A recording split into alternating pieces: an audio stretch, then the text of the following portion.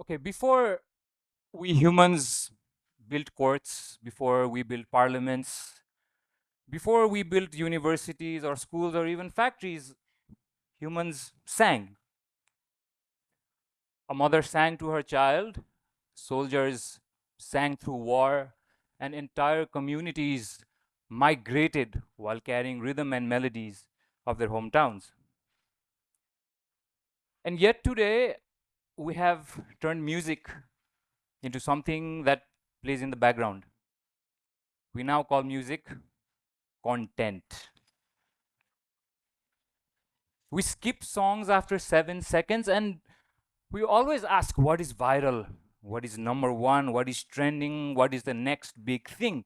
But we forgot to ask what is music doing to us? Because I think somewhere along line of human evolution, we humans made a tragic mistake. We started to believe that music is only entertainment. But entertainment is only one of music's functions. Music was never created, I think, to entertain civilization. It was created to build civilizations. Today, I want to carry out an experiment with you all. You guys are my guinea pigs. You guys got to loosen up a little bit. म केही शब्दहरू utter गर्छु. I will sing a melody and I will stop and I want you all to continue where I left. Can we do that? Very simple, very easy. Sa re ga ma pa dha sa ni dha pa ma ga. Nice. One more, very easy. Twinkle, twinkle, how I wonder, up above the, like a diamond. Twinkle, twinkle, how I wonder. See, we've never met before. Not all of us in this room are musicians. We've never jammed before. We've never created music together before. But in that moment, something happened in our brains all at once. It took us back in time and it triggered something inside of us. That is the power of music.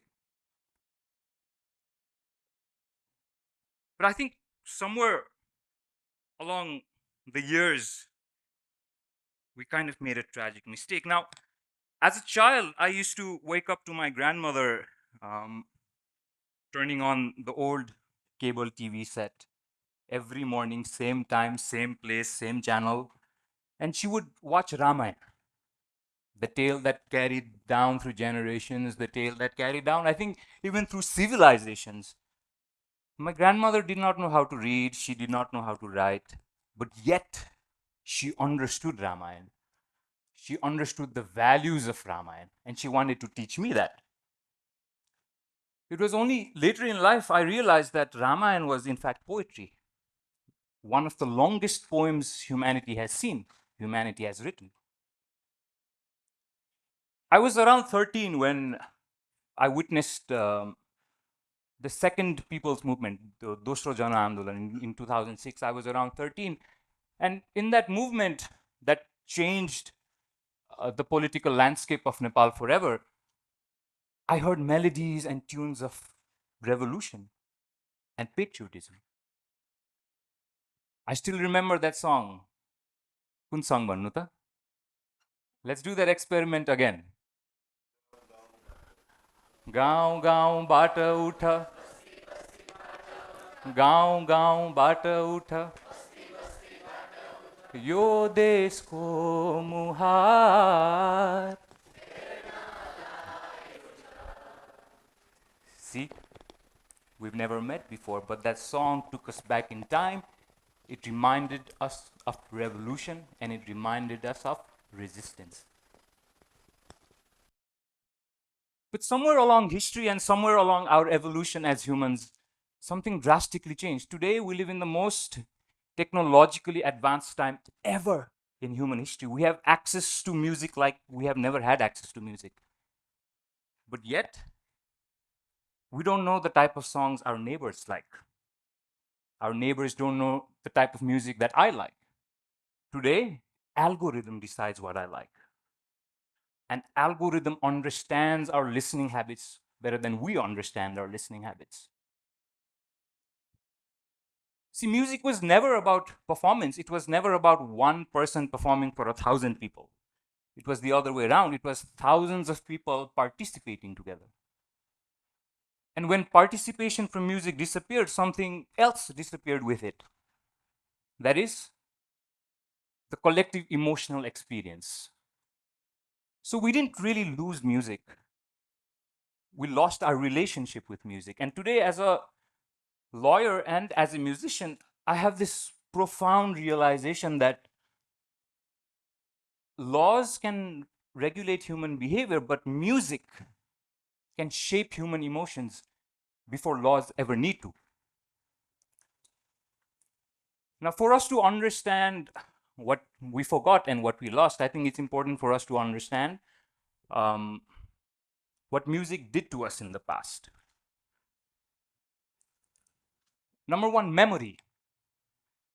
Before humans started to write books, before we drew the world map, before we started to draw pictures on walls to record our lifestyles and record our cultures and record our moral values in society, entire cultures and entire civilizations memorized their life through rhythm and through music.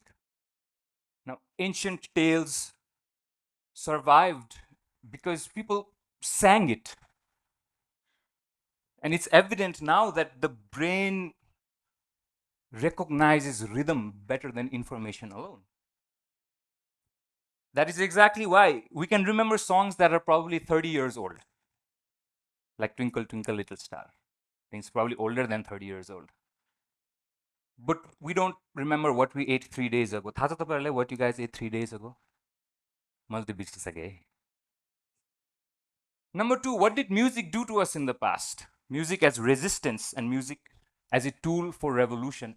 Now, see, at any point in history, the moment humans thought that we were losing our voices, that we were being oppressed, the first thing we did was we sang.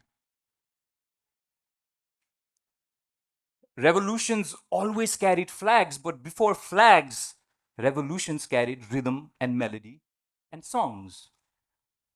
Because music does something incredible, it does something extraordinary. It turns individual pain into collective courage. Third thing, what did music do to us in the past that we forgot, that we've forgotten? Music as healing.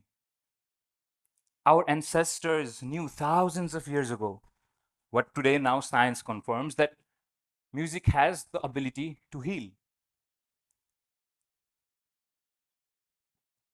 Dementia care patients are now given music therapy.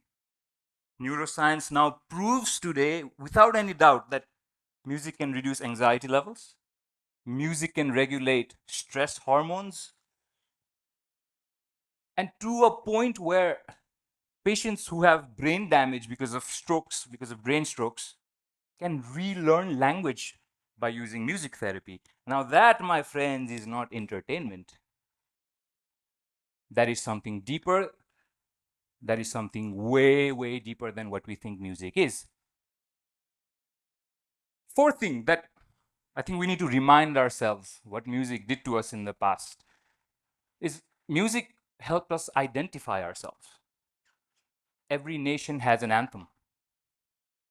Every community has rhythm and has melody and has tunes that they call theirs. And communities identify themselves with these tunes and melodies.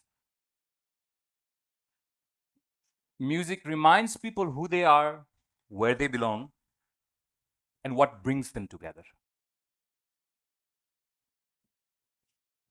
And perhaps that is the greatest crisis of our times, that music is not really disappearing, but meaning is disappearing from music. And if music can shape emotions, And if music can help societies identify themselves, and if music can heal,